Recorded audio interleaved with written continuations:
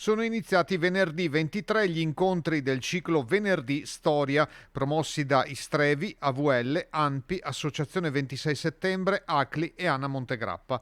L'apertura della nuova edizione è stata dedicata al tema delle invasioni e delle resistenze, partendo dalla guerra d'indipendenza americana fino alla controguerriglia tedesca che proprio sulle pendici del Monte Grappa ha avuto una delle sue applicazioni più drammatiche. Abbiamo scoperto, lavorando sui documenti dell'Archivio di Friburgo, quelle che erano le dottrine tedesche di controguerriglia che si applicano perfettamente al rastrellamento del Grappa.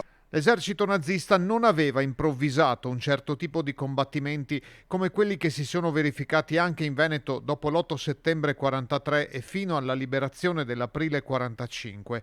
Erano addestrati anche sulle tattiche militari più adatte a combattere anche contro eserciti non regolari, come furono le brigate partigiane che lungo la Pedemontana lottarono per liberare l'Italia dall'invasore tedesco.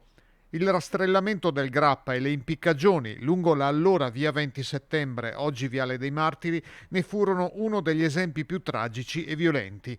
E così il 26 settembre 1944 diventa una data fondamentale per Bassano. È importante perché per i tedeschi era fondamentale riuscire a liberarsi le vie di ritirata e per farlo non si fermano di fronte a nulla, quindi in quel momento Vicenza diventa una sorta di occhio del ciclone dell'intera realtà nazionale e in un certo senso dell'intera realtà della guerra. Il 78° anniversario dell'eccidio del Grappa sarà ricordato con il suono della campana della Torre Civica alle ore 15 per 5 minuti. La cerimonia ufficiale si terrà invece la mattina di sabato 1 ottobre.